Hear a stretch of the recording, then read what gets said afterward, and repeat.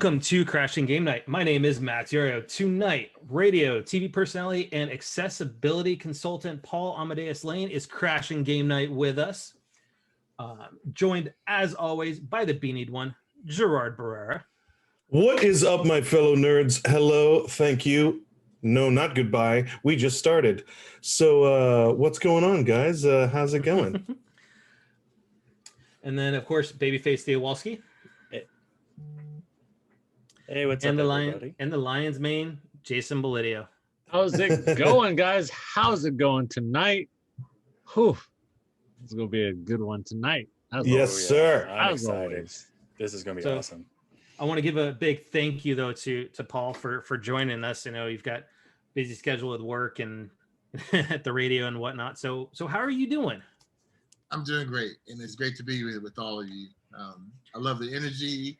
Love the smile. Thank you so much for joining. Thank you. Thank you. Yeah. It's really an honor. We blame Gerard for the smiles all the time because we don't know whether or not he's bringing out his wannabe Nick Cage impression. So the cage is caged for now.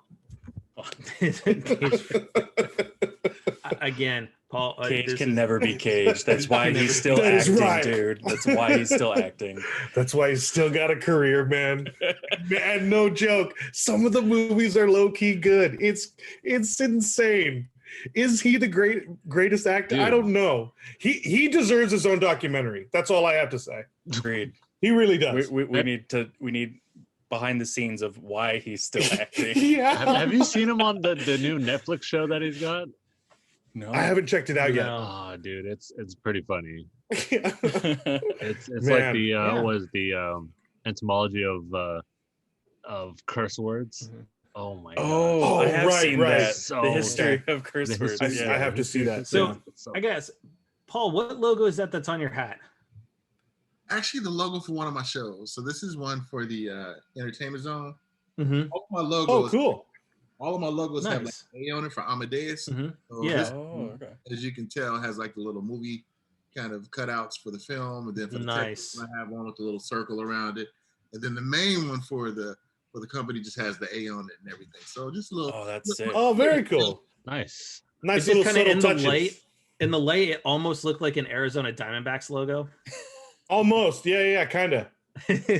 I've gotten that. I've gotten A's, Oakland A's, and everything. Yeah, I could see the Oakland A's before the Diamondbacks, man. Because even still, like the Diamondbacks was red. Yeah.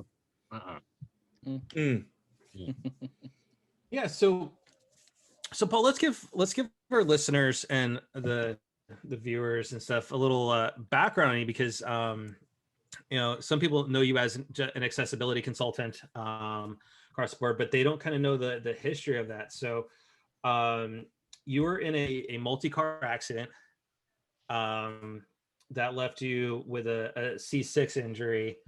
How was that for you? I mean, to that transition.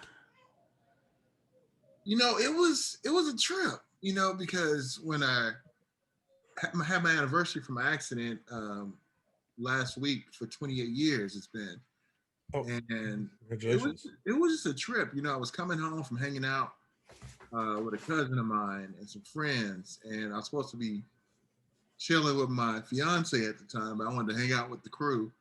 And I was just on my way home and got involved in an accident on the 710 freeway, and it was a trip. I thought it was a dream. You know what I mean? It's like when something happens that shocks you so much, it's kind of like, when am I going to wake up from this nightmare?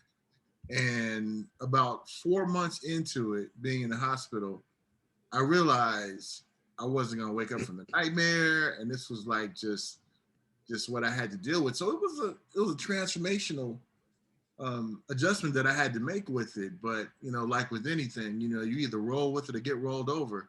So I had to learn to deal with it and come to grips with it. And do you do anything memorable for yourself? As you said, you just had the anniversary. Do you do anything during the anniversary? I used to. Okay. I know my wife used to make me like a little special meal or these things, but after a while, I learned to just celebrate every day because, you know, as you get older and years pass, it's like every day is like a celebration because you don't know how many more you got. You know what I mean? So, Right. Yeah. But I will tell you this, Gerard, the 30th, I'm definitely gonna do something. 2 years from now, I'm going, Going big. Awesome. we're gonna do it big. We're gonna do it big. There you go. Nice. Do you have any tentative thoughts on that? On what you want to do with that?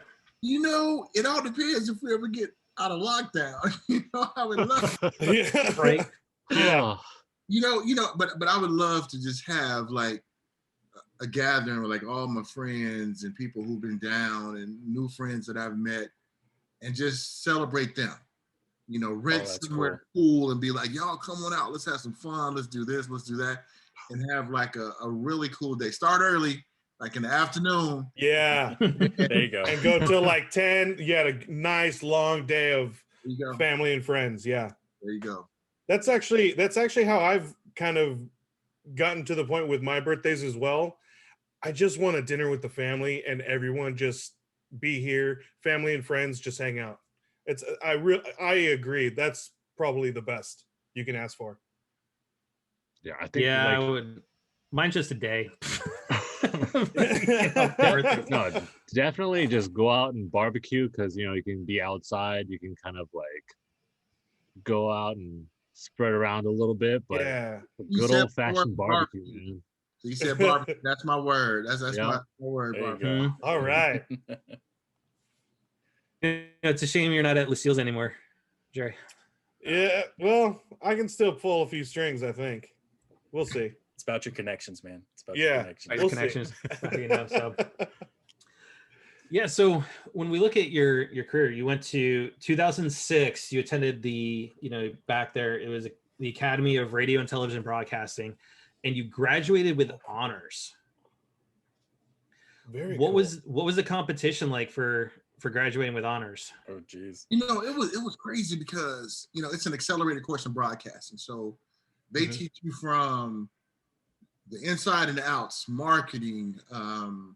They teach you promotions. They teach you, editing, board op, announcing. They teach you everything. It was about a 7-month course. So every week we had tests we had to do. We had different assignments that we had to do. And the crazy thing about it was I wanted to go there like in 2005, but they kind of turned me away. They said, there's no way, you're going to get a job in this. There's no way that because of your wheelchair that you can be able to pass this one test where I had to splice some. Really? Yeah. And they were like, you're going to, So you're not going to be able to do it. So you faced discrimination right off the get-go. Oh yeah, definitely. Wow. Oh, wow. Definitely. So That's I crazy. went away despondent. I was like, okay, no problem. But then like a year later, I had to change the circumstances. I moved back down to Long Beach where I grew up at. So You got two Long Beach man. boys right here with Jason and Jerry. Oh, So boy. You, man. All right, dude. that's what I'm talking about. Unfortunately, tomorrow I'm moving to Arizona. Oh wow. Yeah. But I'm staying in Long Beach though. Yeah, man. Jason's still for in the it. time being. Yeah, I went to Lakewood High. Oh man, really? Yeah, I went to Bancroft Junior High, Star King Elementary School. I grew up on the north side. Oh man, I went to McAuliffe and I went to Los Alamitos. Yeah, Oh, went to Poly. My nephew went to Poly. He graduated like 4 or 5 years ago. Oh dang! Oh, nice. Hey, congrats to Oh, him, man, man. Go Jackrabbits, yeah, man. congrats. Go Jackrabbits. I'm a Lancer, so I don't speak Jackrabbit. But the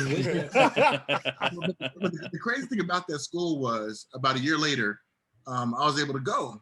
And the guy's like, remember, you're gonna fail this. So I said, I don't care, just let me do it. I'll make it happen. Mm-hmm. So I would do extra credit assignments. So that took my grade point average so high that they failed me on that one part, but I still had one of the highest scores in the school. I'm like, I'm gonna do this. You're not gonna break me.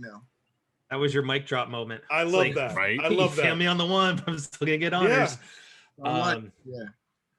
So Nice, then man. after that, though, you went on to become a production assistant at KFWB, which is the CBS radio affiliate there.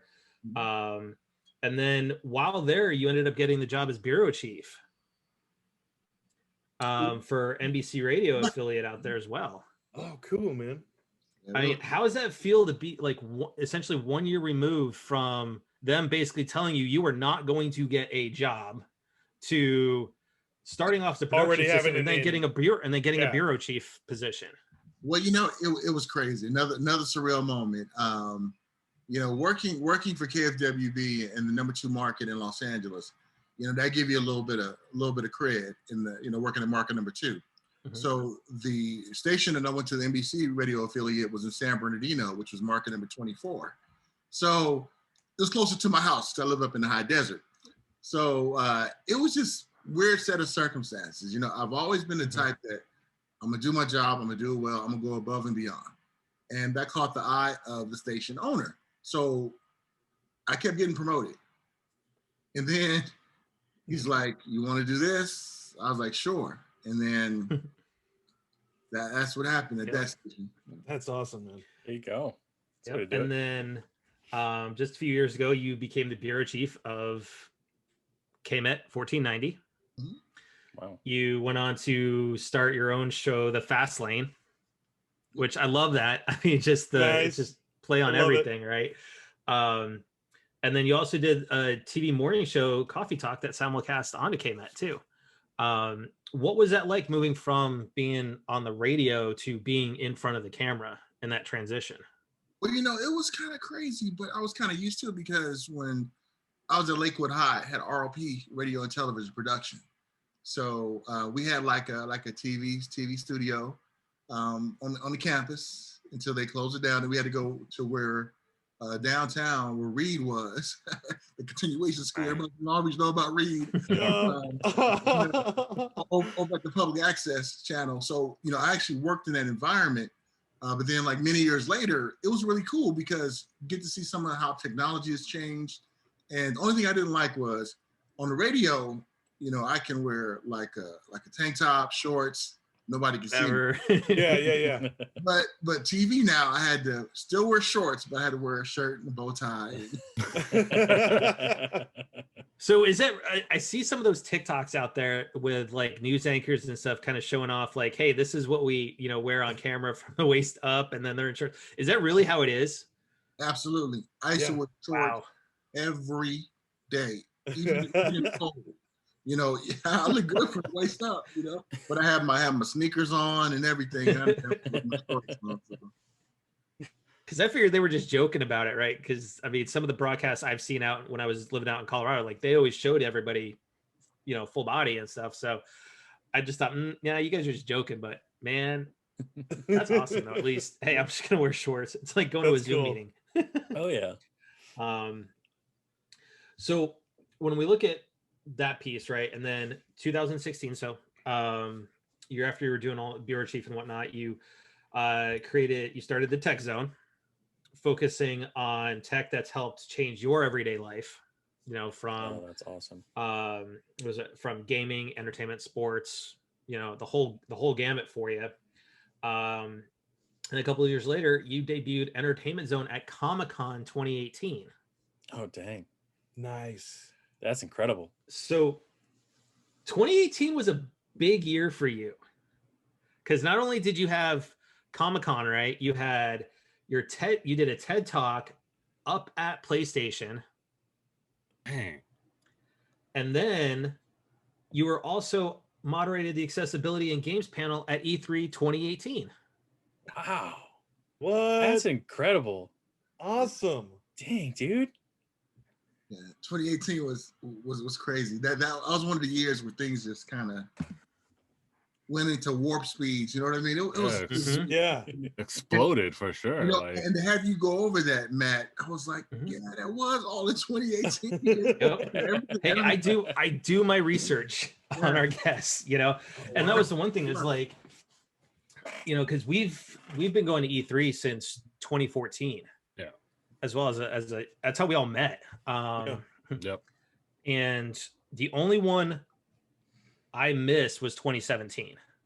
And that was just because we were too close to the birth of my son. He was due in June, June 17th. So it was like too close. There's no way I'm gonna go fly out to LA.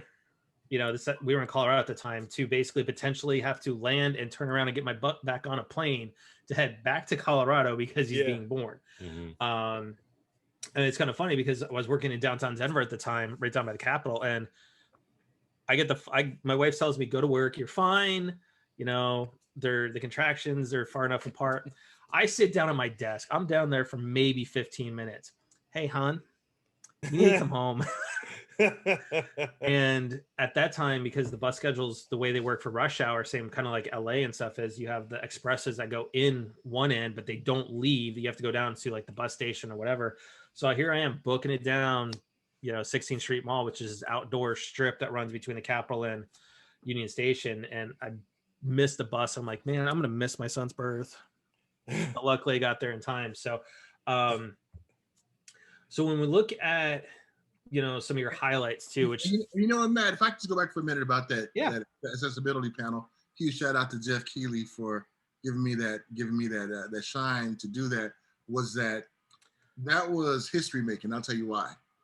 I had Sam Thompson from Sony PlayStation Worldwide Studio, and also Bryce Johnson from Microsoft on the same stage. Oh wow! And that was the first time that happened, prior to when Reggie and Sean and also and Phil, was at Gaming Awards did it. So that was kind of like a history maker. It was pretty cool. That is, I did not know that was the first time that they were on. You had Microsoft and PlayStation on the same stage. I always thought it was more the whole Reggie, Sean, and Phil at the Game Awards.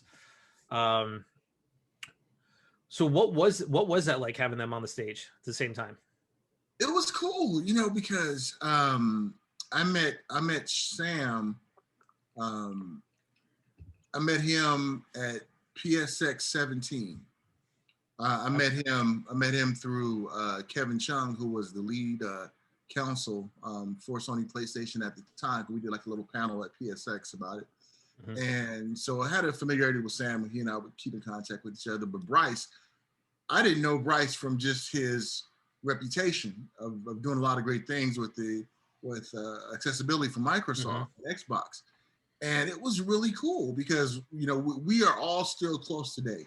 We still continue to chat whenever I need any of them, interview them. They're all cool there and everything. So awesome. So it was cool. That's awesome. And then have some gamers on there too who talked about their channel, Blind Gamer and other ones too. It was really cool. Oh, wow.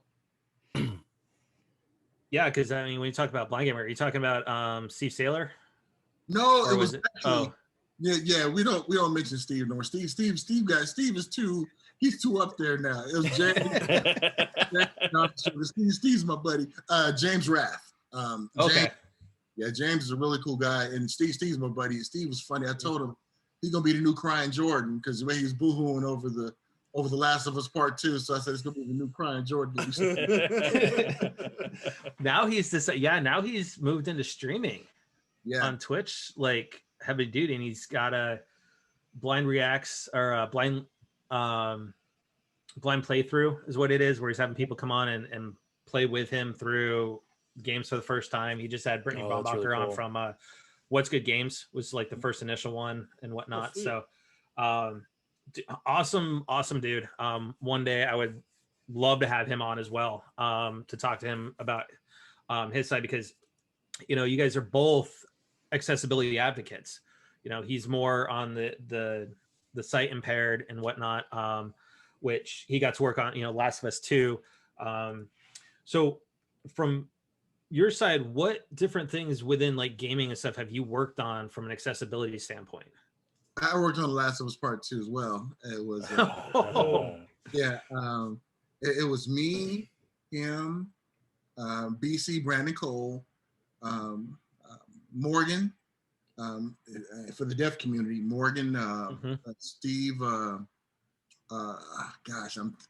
Sean, Josh Straub worked on with this, and hope I didn't forget anybody, but yeah, we all worked on that, and it was funny. working on that project, I started working on there in 2018. That's when I started working on that project. Wow. And seeing the things go through from the like middle stages to where it ended up at was just truly transformative, because we all had these grandiose ideas of what we wanted to do.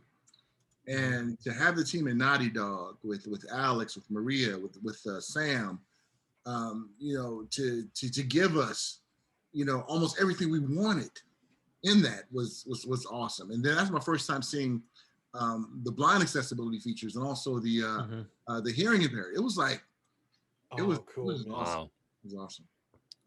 So when you say they gave you almost everything you want, what did they not give you?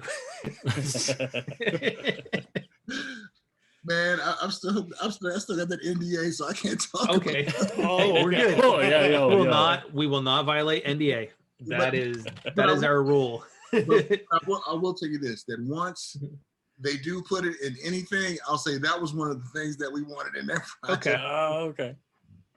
Hey, that is the one thing we pride ourselves on, Paul, is that we have not broken an NDA yet in the 2+ years we've been doing this. Yeah. And No you know, NDAs, man. yeah, especially when we had you know, John Eric Bentley, who is Barrett in Final Fantasy. He was on, and he even told us a story about the first time he broke his NDA, and it was like he got nailed. Swearing in came down on him, and you know, we definitely want to prevent any of that stuff. So Yeah, no. But when we look at some of your career highlights, right, you're on the board of directors for the American Advertising Federation, the Inland Empire chapter. You've been the brand ambassador for the Accessibilities Expo. And some of the names that show up on your interviewee list, I am in awe and at the same time jealous at some of these names that you've actually been able to interview. I mean, the first one alone, like we talked about right before we went on air, is Dr. Maya Angelou, who is, I knew as a civil rights activist. I didn't know she was a poet. That's so crazy. You know, you interviewed at the time, was she the AG when you interviewed? She's running for AG. She was running for AG. So you interviewed the now VP, Kamala Harris. You've interviewed the now Governor Gavin Newsom, Chubby Checker, who for, you know, some of us that, you know, the older ones on this podcast, you know, Chubby Checker, of course, the twist. You've got Hill Harper, who has been on CSI New York, and The Good Doctor, who is a phenomenal actor. You've got George Duke, who wrote We Are the World, which honestly, growing up as a kid in the 80s and early 90s, that was kind of the anthem, you know, of that. You've got Boris Kajot, who is Luther in the Resident Evil series. Boris. Noah Wiley, Isaiah Washington, Patrick Dempsey. So I mean, you're already hitting up the you know, Grey's Anatomy cast there. You know, Tommy Davidson, who is legendary. I mean, I can remember him on In Living Color. Mm-hmm. You know, and then about Tommy Davidson. When I interviewed him when I was doing the morning show, he invited my wife and I out to hear him perform. Right, so he actually did a wheelchair joke, and then after, no way, you know, after we caught up with him and chatted with him after the show, he said, I did that for you, and I was like. I was like, that's awesome. It was pretty funny. That's awesome. And then the late Senator McCain's daughter, Megan. Oh, wow. So, that's a huge list, but I first, you know, the first one that I kind of want to talk to you about is, especially with everything that happened this year and whatnot. And given your interview with Dr. Angelou, how did it make you feel when you start seeing everybody standing up again in a civil rights movement that honestly we should have never had to deal with, because it should have ended years ago when Dr. King and Malcolm X and everybody was fighting for the civil rights back then? How how did it feel though when you see that rise up, but also too is the oppressive tactics that we did see from law enforcement in some of the videos, and the former administration after your interview with her? Well, that interview, I still think about it when I did it, because she passed away like within a year after I did the interview, and during that interview, she was kept hitting the point that the price has been paid for us, meaning that what people have done for equal rights was laid down in the 60s. All the deaths, all the ones getting burned, all the ones getting hanged, that price has been paid. Do something with that price that has been paid. And you can tell that if she was alive for the last maybe 4 years, she would probably be heartbroken just by what has happened within that time, like with George Floyd and others. It would just be mind-shattering. But when you look at people now using their voice over violence, that is so impactful, because what happens is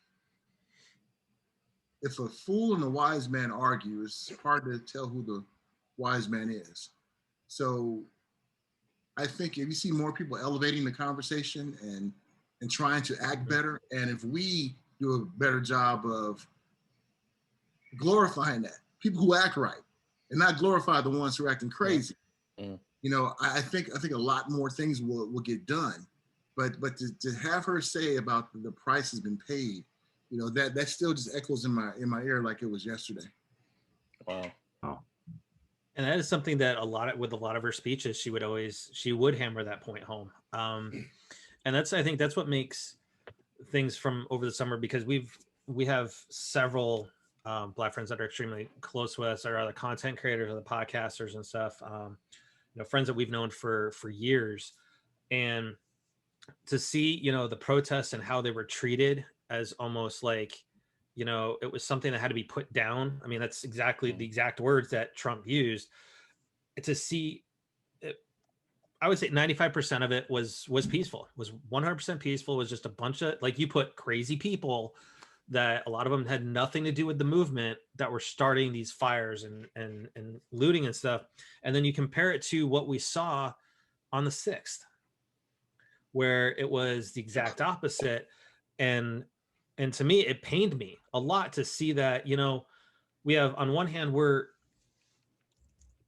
people are marching for their rights, and still, to me, that moment where you had Trump pretty much gas everybody so he could go do a photo op at a church he doesn't go to, holding the Bible upside down, like here, and then in stark contrast where you have, people attacking the Capitol over a whole bunch of trumped up lies, and we're losing police officers. There's unnecessary loss of life, but they were allowed to basically just walk into the center of our democracy for that. In the bigger picture, I think what was so frustrating is the blatant difference between the 6th footage and our protests, which are not, like Matt said, 95% peaceful, but automatically met with so much friction, with already met with disdain and fear for what, when it's already peaceful, all by assumption. But then this crowd on the 6th gets to walk and storm the Capitol. It's so blatantly different that it's how can we not speak out? And it's like when we accept the reality, that's when we can start to heal. And unfortunately, what happened to George Floyd, almost happened so often in the hood, but it just got televised. Yeah.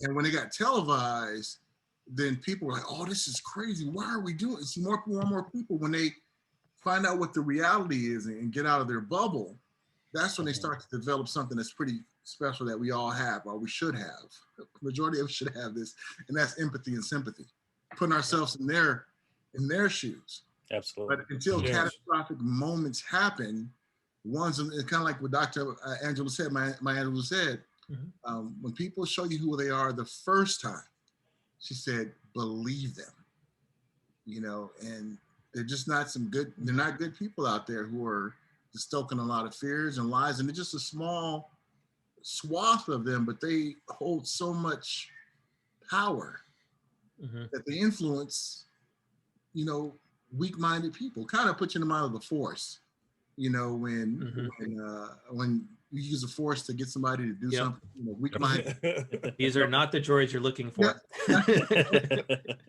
You would take your tattooing, And you literally just explained Trump supporters to me, or defined them. I'm sorry, but I mean, stormtroopers. No, like the weak mind. Yeah, literally, the weak mind. Because I'm sorry to say, like, it's just baffling to me. There's so much of the proof out there that's proved that who they support wrong on so many different levels and incidences, but they still refuse to acknowledge it and to really to acknowledge the truth. And that's scary. That's scary. Can we pen that though? Can we literally just call those people stormtroopers now? Because I mean, that is just so on point, like with literally everything. You know, and you know what, stuff like that would happen sometimes in the hood too, where you would get, you know, people who were up to no good would get impressionable youths, you know, to do things. Oh yeah. And we would chalk it up to them being young and youthful, right? But now you have adults with that same type of mentality, and then when they have to suffer the consequences, what do? They not ride or die. They saying, "Oh no, I did it because of them." No. Right. You're supposed to be tough. You know, you about that life. You know, you own up, you buck up. But no, they're like, "Oh no, he made me do it. I was following his orders." I'm like, yeah, are you tough or not? It happens a lot now too, you know, just because they want to get that status, they want to be in that clique, they want to you know, belong, and you're just like, come on, man, like, you know, it's right or wrong, just think about it for like 2 seconds, you know. And if they're your guy, if they're your homies, if they're your boys, they're gonna be with you tomorrow, you know, like you said, ride or die. Yeah. In the words of Yoda, do or do not. There is no try. Right. So, along with that, you know, when we look at that and we look at what we still need to do from an equality standpoint, an equity standpoint, is how did it make you feel when Kamala was sworn in as the first woman VP, first woman of color to hold that position, especially knowing you interviewed her way back in the day? And did you see it back then that she had that type of a potential to ascend to not only one of the, you know, from a senator that was fighting for a lot of things for the everyday people and standing up to, frankly, a lot of the bullies that are in the Senate that everybody who pays attention knows who they are. But yeah, how did it make that feel? How do you feel though when you saw her being sworn in? It was funny. I was like, I told her not to big time me, and she big time me. She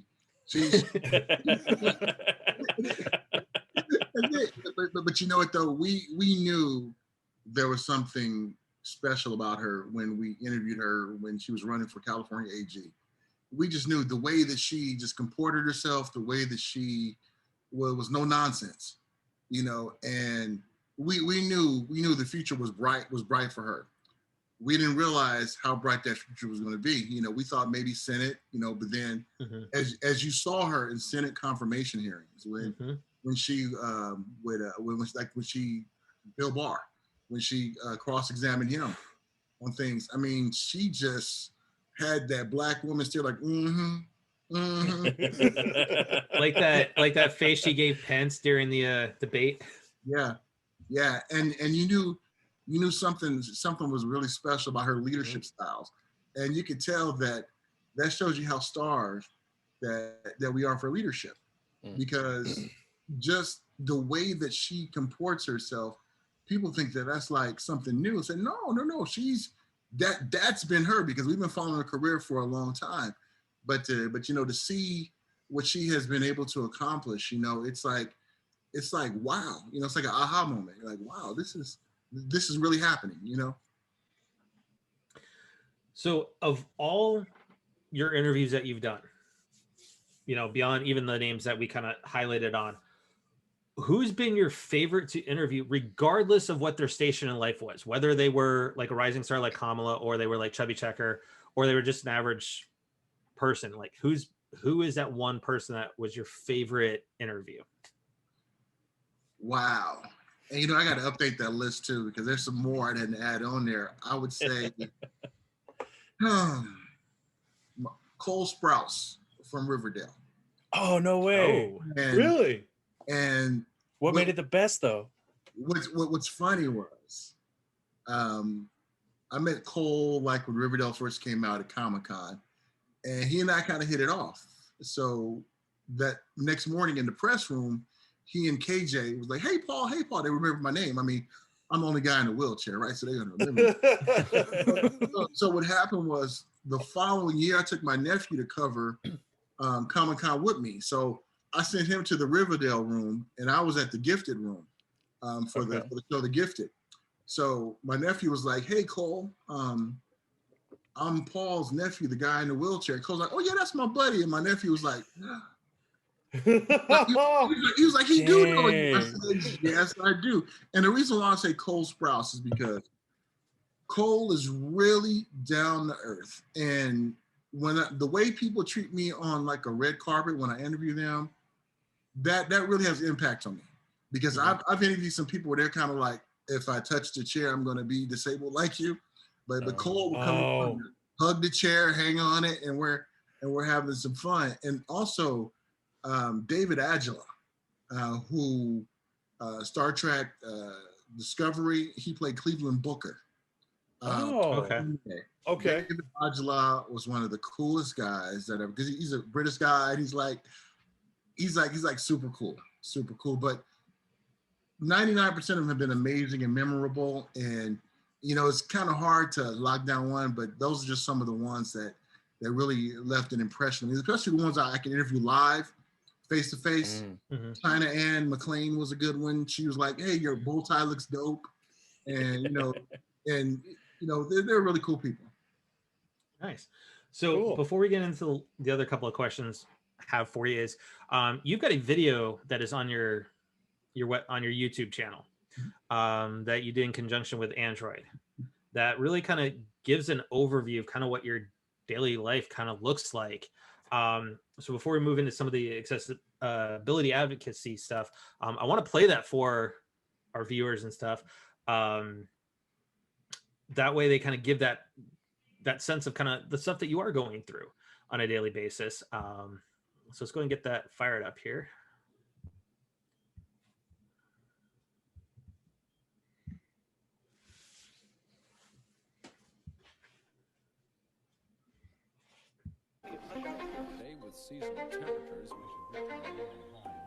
I got into journalism because I wanted to take care of my wife. I want to use my platform to tell the masses how important technology is. I use voice access to help me communicate with people. 13. It has helped me to live a more productive life. Hey, Kev, comma. Before my accident, I was an emergency medical technician. I just recently graduated from EMT school. This is one of the most exciting days for me each and every year. I was really excited about that because I always wanted to help people. I was engaged to be married. Future wife, Ray, had her wedding dress already picked out. We were making plans to buy a house. Then I had my accident.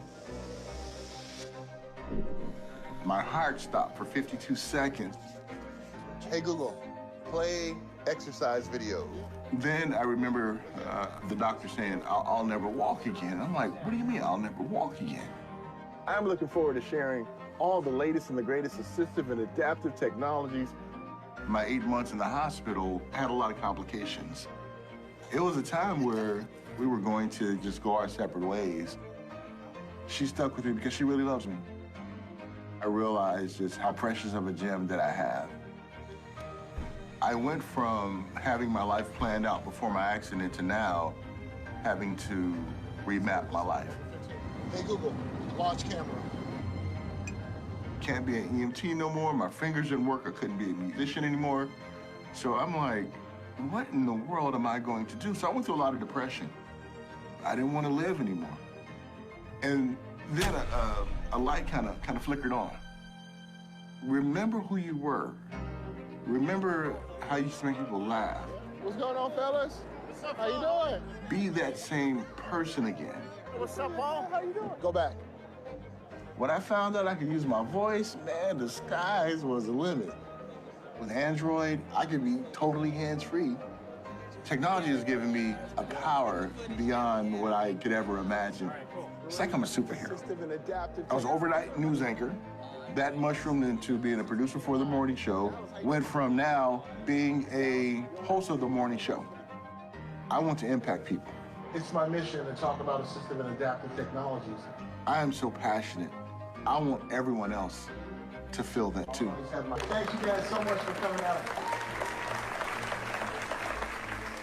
I am so connected to this device. Turn off TV. I look back at some of the accomplishments and I have to pinch myself sometimes. The possibilities are endless.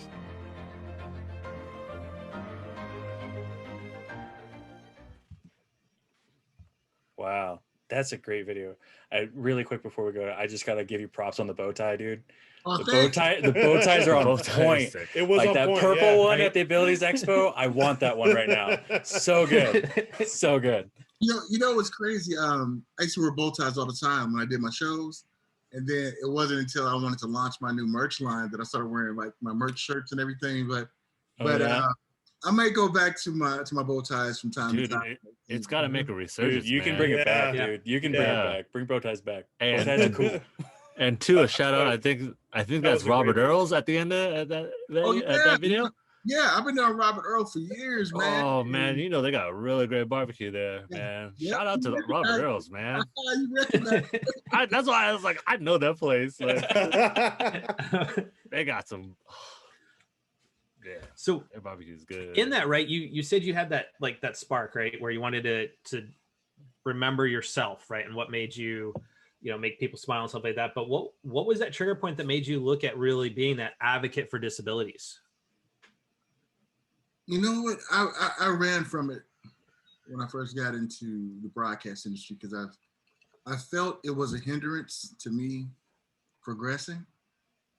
But then I want to say it was the Abilities Expo and going there throughout the years and seeing others who just felt lost with not knowing how they fit into society.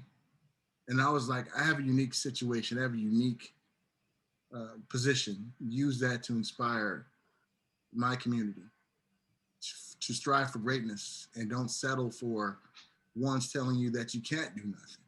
So really surrounding myself with other ones from the disabled community helped me to see that, I gotta take this mantle, this bull by the horn and just roll with it. Let's do it. And perfect segue into the next question I was going to ask you is like, throughout all that you've done being a champion for accessibility in both the gaming side of the equation, as well as just the in general side of the equation with being that advocate, what's been your proudest moment of being that advocate and helping move things forward?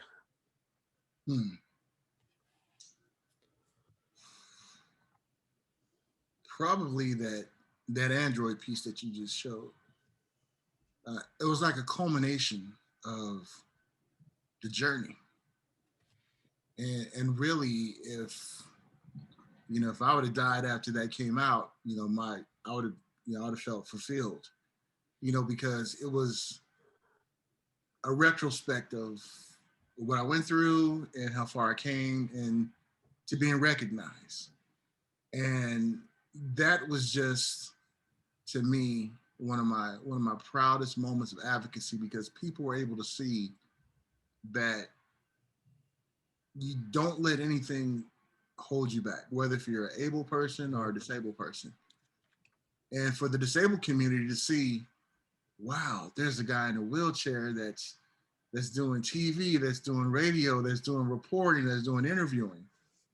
And to have the younger generation look and strive and say, I want to get in that field too. So I would say that moment right there. So when it comes to, now let's look at the opposite side of the equation, because you're never you're not stopping being that consultant, you're not stopping being that advocate, right? Because there's still plenty of work to do. So when it comes to, when you look at, like, for instance, the gaming industry, which as of right now, you look at Microsoft is pretty much leading the way with the adaptive controller that's helping, people of all disabilities play games. And we know that, PlayStation really doesn't have that. We know Nintendo doesn't have that. So when you look at the gaming industry, where do you think the biggest areas of improvement need to be or can take place? I would say if everybody looks at what the other does great. So I know Microsoft does the adaptive controller, great. That was a really innovative piece of equipment. But then you look at Sony PlayStation putting accessibility features in the software. That was like really transformational. So if both companies can learn from each other and kind of build this perfect union in an imperfect world, I think it's going to like hit it out the park. And when we see that vision, audio advancements when it comes to accessibility, that's something that I see we're going to make more strides at. And I really do think too, we're going to move past the day where we're going to need any controllers to do anything.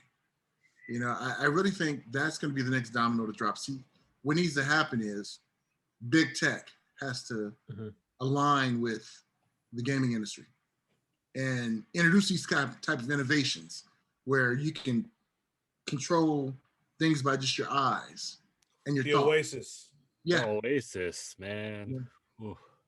So if that happens, then the gaming becomes really immersive because you can put yourself in that world and you can have yourself running and jumping and all that other good stuff, I kind of feel, and this is also my hope, I kind of feel like this is like a common bridge that the big three could kind of put their differences aside and just work on, hardware and software.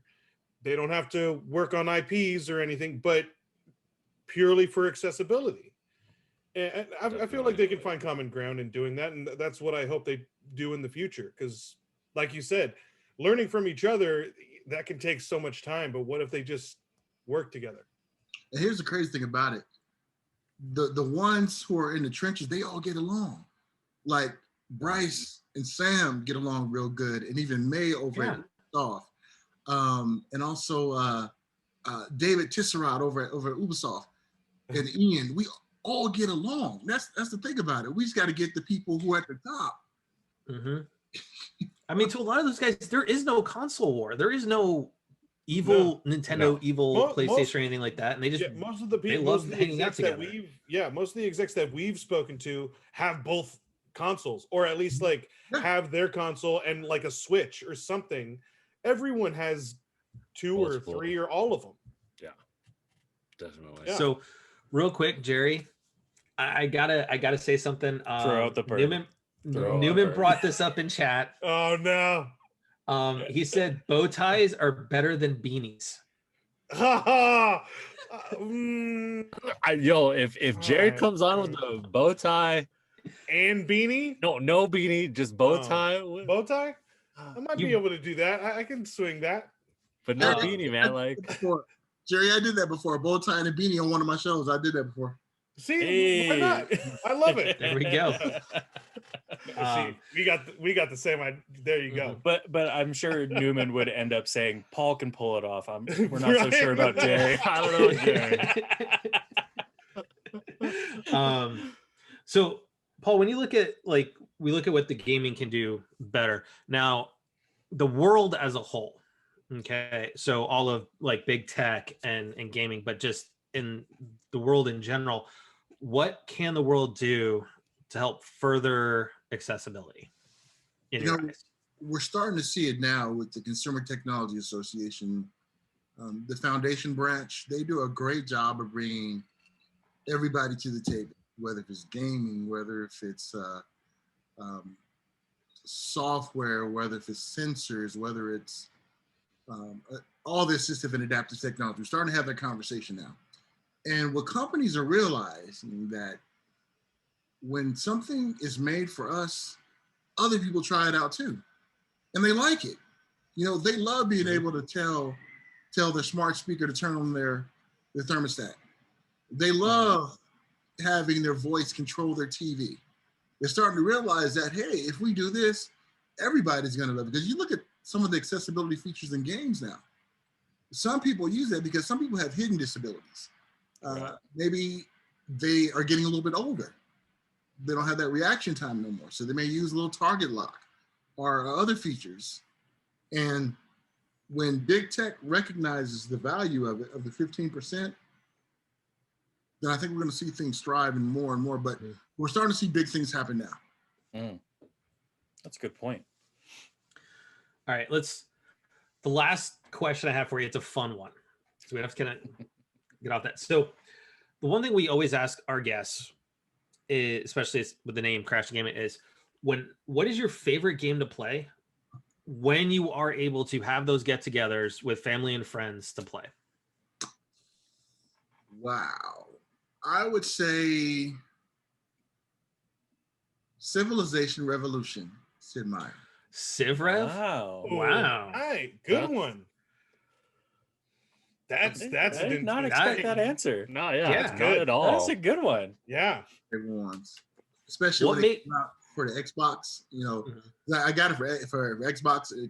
GameStop one day. Speaking of GameStop, right? All the money we're making off of GameStop now. It was on sale for like $5, and I was like, "Let me get it." It was like 10 years ago.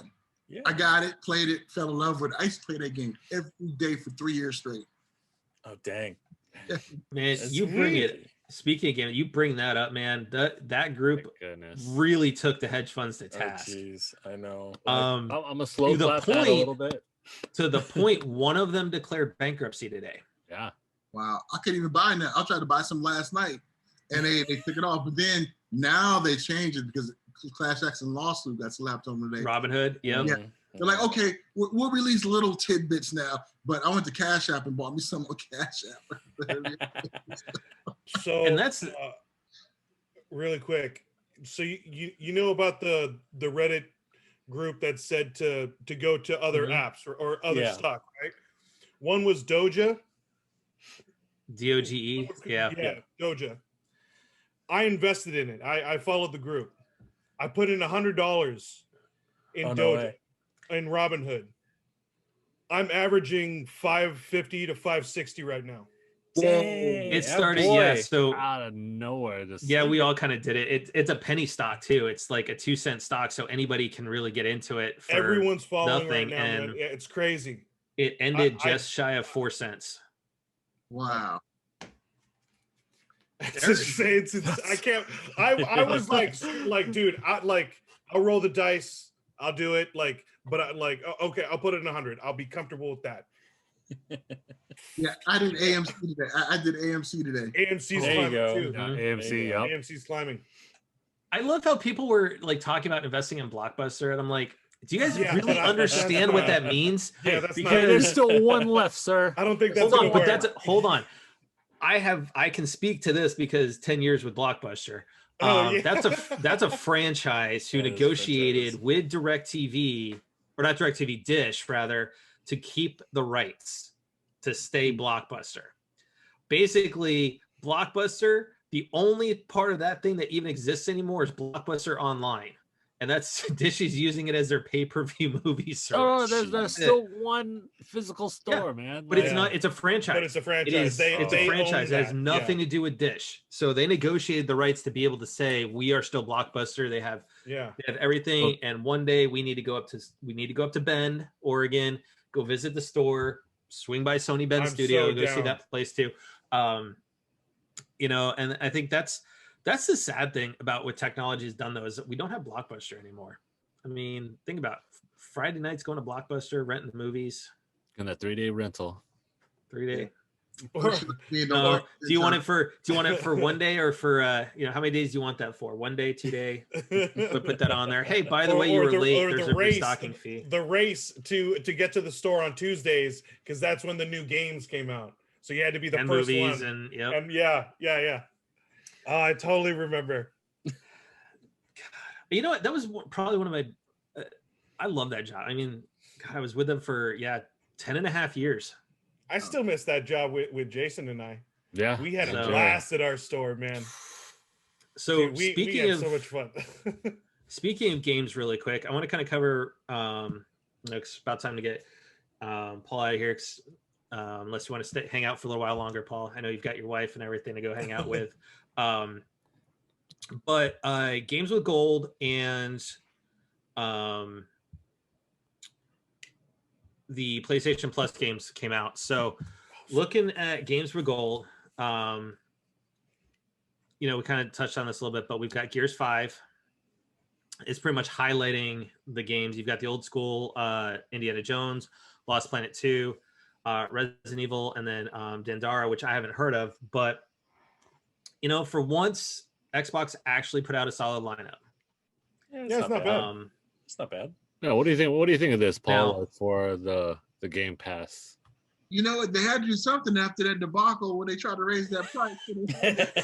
So I wasn't going to talk about that, but so for those that are listening at when our audio feed drops, and those that are watching, is this past week Microsoft tried to double the price of Xbox Live Gold, to the point where if you were trying to buy it new for the first time, it was going to be the cost equivalent of Game Pass. And Game Pass already has Xbox Live Gold built into it. Right. Yeah. So we all know, we've been talking about this for a while, that we know that Phil wants to drive it more to Game Pass, because they're shifting from being a hardware software company to being a software services company. As far as the Xbox division goes, we know Microsoft's already switched into doing services. But the backlash was so severe that within a couple of hours, Microsoft released a press release stating, "Our bad. We hear you loud and clear. We're not going to change the price. But by the way, we're finally going to do what Nintendo and Sony already do, and the free-to-play games are going to be free-to-play and not require Xbox Live Gold." Shock. Which I did not know that to this time, is that because, I mean, I'm more on the PlayStation and Nintendo side, is that games like Fortnite that are free-to-play, you actually had to have Xbox Live Gold to play it on Xbox. So I applaud Phil Spencer and Aaron Goldberg and all of them over at Xbox for reversing course on something that absolutely was anti-consumer. And honestly, after all the goodwill they have been building up with Game Pass and things like the Xbox Series S, that was going to set them back a lot. Oh yeah, definitely. And I think you would have seen people kind of leaving their services and going, well, what's next? You're going to double Game Pass? Right. Yep. So, and then we have PlayStation's lineup, which honestly, to me, just looking at all the games and everything like that, this is a bit better lineup. Destruction All-Stars, we don't know much about that because this game was delayed from the launch lineup for the PS5 to February.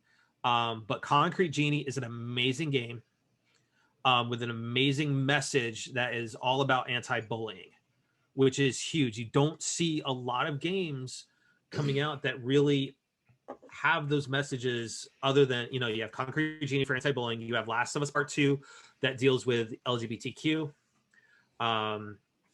you know, some of those storylines there, and It's we really, have, you know, really is a beautiful and it's stunning game, and it's very just very imaginative. I really enjoyed the game.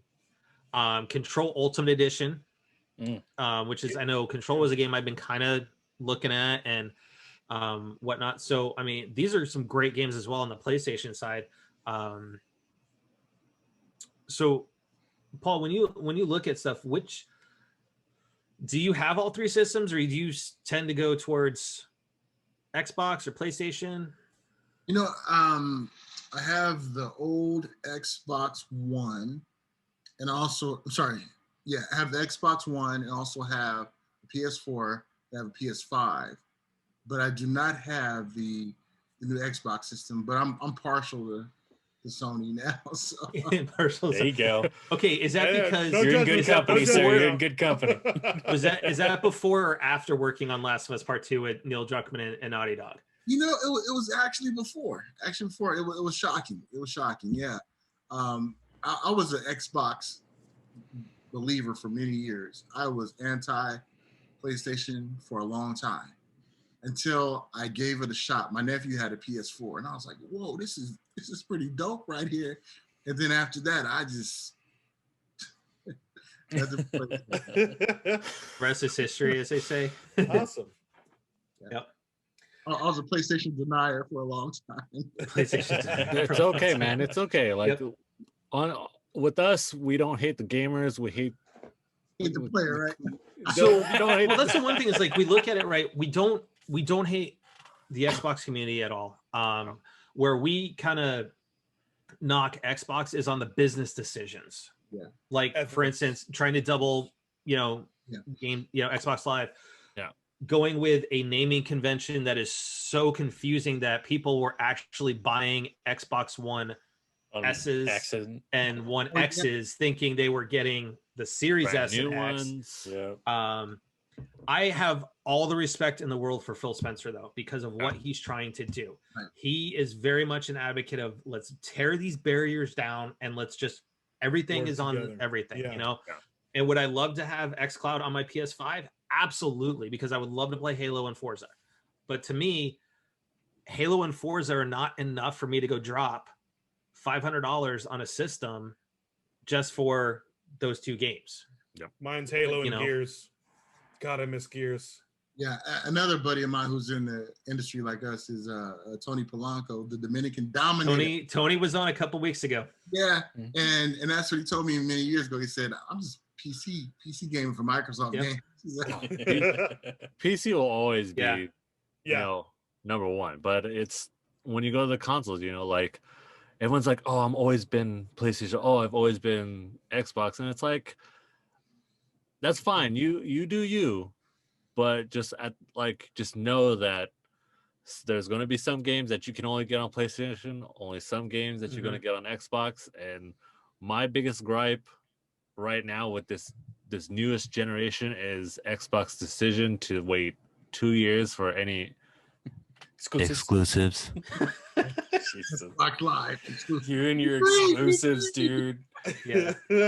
It's been a while. No one said that word in a while, So I mean, like there haven't been any. Yeah. Speaking of exclusives, the other news that did come out is Returnal exclusives, which is coming out from House Marquee. It's going to be on the first party Sony side. Did get delayed till April. They delayed it a month to give it time for more polish. Which, honestly, right now in this day and age with COVID, the fact that they're able to get these games to the point where they're able to run now. Yeah. Granted, that being said, everything's documented with Cyberpunk. We've beaten that thing till it's a dead horse, and I think everybody's beaten it to a dead horse. Yeah.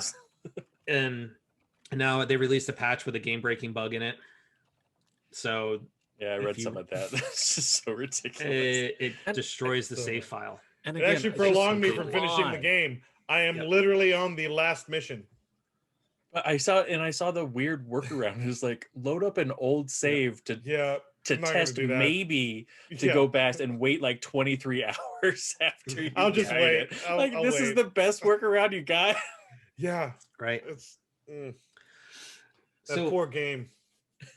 So Paul, I want to absolutely want to thank you for coming on. Yes, dude. It's so much fun having you on. A lot of fun having you on. Why don't you let the viewers and listeners know where they can find you on social media? All right. Paul Amadeus Lane.com. My social media is Paul Amadeus Lane, all social media, Facebook, IG, Twitter, YouTube. That's where you can find me. And guys, it's been awesome hanging with you guys. Thank you so much. Yeah, dude. You come back anytime. It's that Long Beach, hospitality, man. Yeah, bro. I appreciate it. And you guys have a great show. Love the energy, and continue, bringing us this great content that you guys are doing. Really appreciate it. And I definitely appreciate hearing that. And like I said, you literally anytime you want to come back on, just hit me up.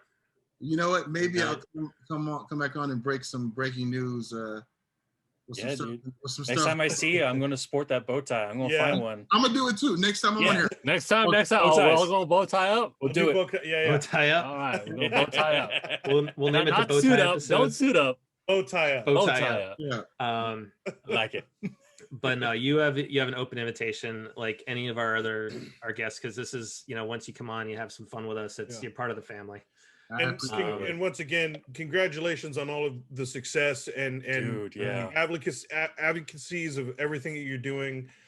And we're really looking forward to the future and what you're going to lead and how you're going to help, your crew and everyone to continue and find their place in this world. So thank you, man. And we're really good inspiration, and the way you live your life is just so awesome just to see. And it's just how you're living it. So just you guys I know you're probably not seeing this. Newman took another shot as we're trying to close this thing out. Really? Yeah, one more. Newman says, first great episode. Thank you, Newman. Which we'll have Newman on live for the birthday bash podcast that's happening on the 25th. But he said Jerry could probably look okay in one of those gigantic clown bow ties. If he goes that far, he needs the flower that shoots out the water too, and the red nose. Yep. So anyway, so once again, Paul, watch. You know what? Watch. I'm gonna look just good. Do it. I want to see it.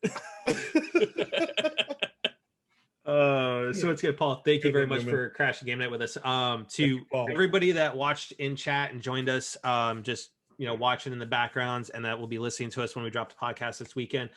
Thank you guys all for crashing game night with us tonight. It's always a pleasure. We absolutely feel privileged to be where we're at, to have everybody joining us, to be able to bring on guests like Paul, and like you mentioned with Tony Plonka, we had him on a couple weeks ago. If you like what you saw tonight, please make sure to hit that follow button and that subscribe button on Twitch. If you're listening to us on whatever audio platform you are listening to us on, whether it's Pandora, iHeartRadio, Apple Podcasts, hit that subscribe button to make sure you keep up to date on that. Also go hang out at crashinggamenight.com, where we've put up a couple more articles. Jason finally got pictures for an article so I could finish editing his article and get it up. Only took what, like 7 months? You just had to find the right pictures. It's the right picture. You had to go through like millions of pictures to find the right enough megapixels. Yep. So everybody, as always though, please, especially in these times right now, as everything's flaring up a little bit with COVID. We have the new strain that, two new strains actually now, the UK strain and the Brazilian strain. Please be excellent to each other, guys, and stay frosty. What is up, all my fellow nerds? I screwed that up. I feel like you started with the ending at the beginning of the show, and now you're finishing with the beginning. You seen it, the first of its kind. I threw full up circle. Vomit. Word vomit. Here we are. Say goodnight, Jerry. Good night to all of my fellow.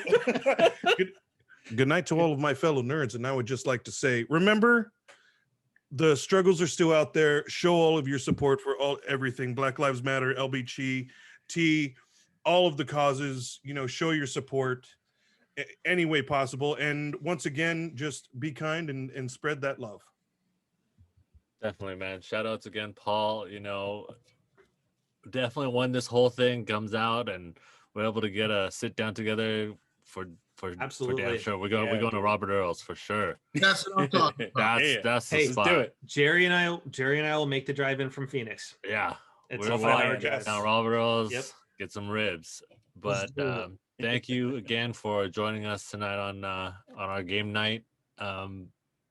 Definitely be kind, rewind, good old Blockbuster 1, 2. Single tier. But definitely like just stay safe.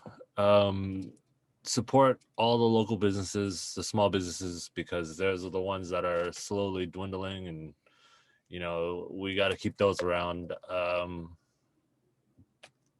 Wear your mask. We're getting vaccines out. We're almost there. It's just around the corner. Just hold off for a couple more months. I know it's going to be about a year, in this pandemic in the U.S. Pushing in on it. Mhm. So it's actually it's longer not than a year it's not now. a joke. It's not a hoax. It's not fake. Like, it is real if it's lasting a year. So Theo, my man. Like Paul once said earlier, remember that empathy, remember that sympathy. And guys, I'm so excited for bow ties right now. Bow This ties. needs to happen. This is good. So we got to be able to end the show in order to get to the bow ties. So TTFN, ta-ta for now. Night, everybody.